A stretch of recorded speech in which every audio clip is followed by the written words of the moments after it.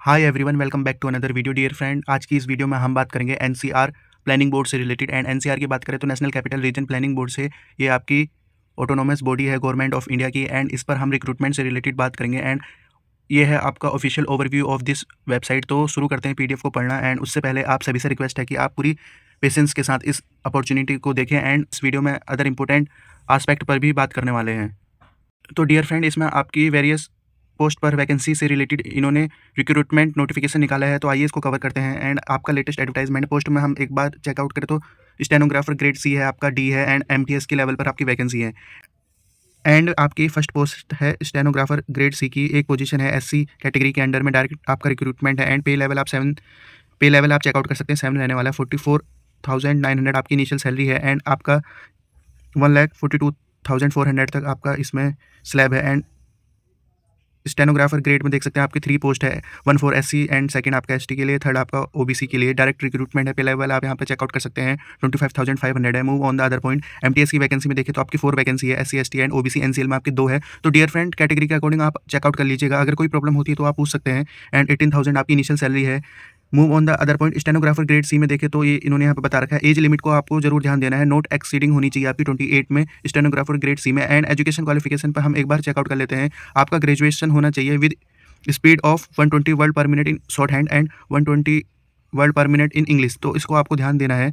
And Hindi और English में आपका होना चाहिए शॉर्ट नोट। उसके साथ अगर प्रेफरेंस की बात करें तो प्रेफरेंस उन कैंडिडेट को दी जाएगी जिन्होंने speed of both Hindi and English short hand हो और टाइपिंग हो। तो आपको ध्यान देना कि आपको ग्रेजुएशन के साथ आपको हिंदी इंग्लिश में भी शॉर्ट हैंड एंड टाइपिंग में काफ़ी अच्छी स्किल्स चाहिए। Then you are eligible for this post. And direct आपकी रिक्रूटमेंट है। प्रोविजन पीरियड में बात करें तो आपका 2 ईयर का प्रोविजन पीरियड है। देन आपकी ये परमानेंट पोजीशन हो जाएगी सेंट्रल गवर्नमेंट रूल के अकॉर्डिंग। तो आप इसको जरूर एक बार चेकआउट करें। एंड मेथड ऑफ रिक्रूटमेंट में देखें तो आपका है डायरेक्ट रिक्रूटमेंट है, जो कि हमने इस पर बात कर ली है। एंड स्टेनोग्राफर्स डी में देखें तो इसमें आपका एज है नॉट एक्सीडिंग 28। तो स्टेनोग्राफर सी एंड डी में आपका सेम है। एंड एजुकेशन में बात करें तो आपका ग्रेजुएशन इन एनी सब्जेक्ट, आप एनी सब्जेक्ट में हो आपके पास। एंड आपके पास स्पीड हो 80 वर्ड पर minute in English short hand and 20 word पर minute in English typing and process diploma in computer application. तो इसको हम समझ लेते हैं एक बार। आपका ग्रेजुएशन होना चाहिए एंड आपके पास डिप्लोमा हो कंप्यूटर एप्लीकेशन में। अगर आपने एज ए सब्जेक्ट पढ़ा हो ग्रेजुएशन में तो then you are eligible for this post. And ये भी आपकी डायरेक्ट रिक्रूटमेंट है। प्रेफरेंस की बात करें तो उन कैंडिडेट को प्रेफरेंस दी जाएगी जिनके पास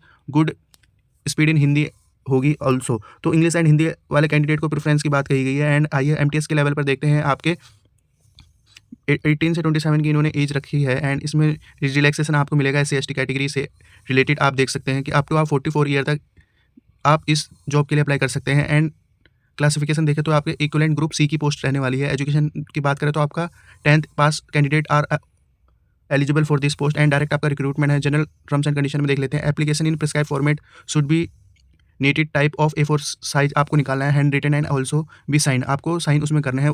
परफॉर्मेंस से रिलेटेड भी हम बात करने वाले हैं। And last date of receipt में बात करें तो 30 दिन के अंदर आपको इस जॉब के लिए अप्लाई कर देना है। तो इस बात को आपको ध्यान देना है। The cut off date of post qualification and maximum age आपकी 30 day from the date of publication in employment newspaper, ये इस पर भी आपको ध्यान देना है। एंड आइए अदर पॉइंट से रिलेटेड बात करते हैं। एंड जो कैंडिडेट आपके कहीं और वर्क कर रहे हैं सेंट्रल गवर्नमेंट में या स्टेट गवर्नमेंट या पीएससी ऑटोनोमस बॉडीज़ में, तो उनको इस बात पर ध्यान देना है कि उनका एनओसी सर्टिफिकेट लगेगा। इन्होंने यहाँ क्लियरली मेंशन किया है। तो आपको इस बात को भी लेकर चलना है। एज रिलैक्सेशन के अकॉर्डिंग हमने बात कर ली है। अगर आपको कोई क्वेरी होती है देन आप पूछ सकते हैं। And date and time of examination से रिलेटेड ये आपको बताएंगे। एंड अदरवाइज आप इनकी ऑफिशियल वेबसाइट पर भी चेकआउट कर सकते हैं। एंड फॉर रिटन एग्जाम में बात करें तो आपको mandatory initial letter and written exam letter आपको लेके आना है। 2 पासपोर्ट साइज फोटो आपकी इसमें लगने वाली है। एंड ओरिजिनल आपकी फोटो आईडी लगेगी जिसमें कि आपकी डेट ऑफ बर्थ फुलफिल हो। तो इसको बात को ध्यान देना है। एंड पॉइंट नंबर 10 हमारे लिए काफ़ी इंपॉर्टेंट है। इसमें इन्होंने बता रखा है एससी एसटी ओबीसी और एनसीएल ईडब्ल्यूएस जो भी आपकी कैटेगरी में है तो उनको सेंट्रल गवर्नमेंट के अकॉर्डिंग जो इनका प्रिस्क्राइब फॉर्मेट होता है तो वो उसी पर उनका सर्टिफिकेट होना चाहिए। एंड उसके ही अकॉर्डिंग उनको रिलैक्सेशन मिलेगा एंड वेटेज दिया जाएगा। नो टीईडी आपको प्रोवाइड होगा एग्जामिनेशन से रिलेटेड।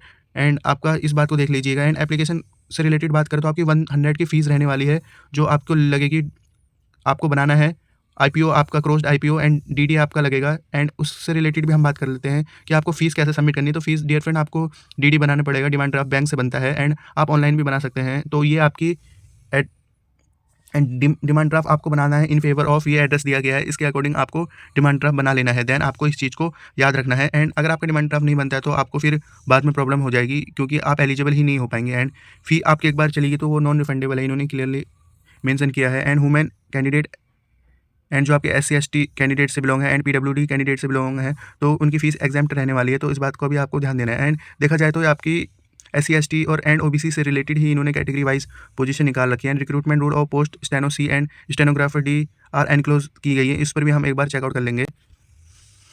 एंड रिक्रूटमेंट रूल से रिलेटेड भी इन्होंने बता रखा है, तो उसको भी हम एक बार देख लेंगे। एंड ये आपका एप्लीकेशन फॉर्मेट है, तो इसको आपको ध्यान में लेके चलना है। आपका पासपोर्ट साइज़ फ़ोटो लग जाएगा एंड आप किस जॉब के लिए अप्लाई कर रहे हैं, तो उससे रिलेटेड आपको यहाँ पे लिखना होगा। देन आपकी बेसिक डिटेल्स है, इसको आप चेकआउट कर लीजिएगा। नेशनलिटी है, रीजनल है आपका, एंड आपका यहाँ कॉन्टैक्ट नंबर, ईमेल आईडी आ गया। कैटेगरी वाइज आपको यहाँ पे बताना होगा and address, correspondence, permanent, basic information है। अगर आपके पास कोई एक्सपीरियंस है उससे रिलेटेड आप लिख सकते हैं। एंड ये आपका डिक्लेरेशन फॉर्म है एंड मेथड ऑफ रिक्रूटमेंट है, इनको आप एक बार चेकआउट कर लीजिएगा। इस PDF को मैं आपको प्रोवाइड करा दूंगा। तो मेन हमने पॉइंट को कर लिया है चेकआउट, तो आपको इससे रिलेटेड अगर कोई क्वेरी होती है देन आप मुझसे पूछ सकते हैं। तो इस PDF को पढ़ने की आपकी रिस्पॉन्सिबिलिटी है। अदर वीडियोस को भी चेकआउट कर सकते हैं। Multiple position and multiple state से रिलेटेड हमने वीडियोस को कवर किया है, देन उनमें से आपकी वीडियो कुछ काम की निकल सकती है। तो रखते हैं इस वीडियो को इसी पॉइंट तक। Thank you for watching this opportunity and all the best for this opportunity.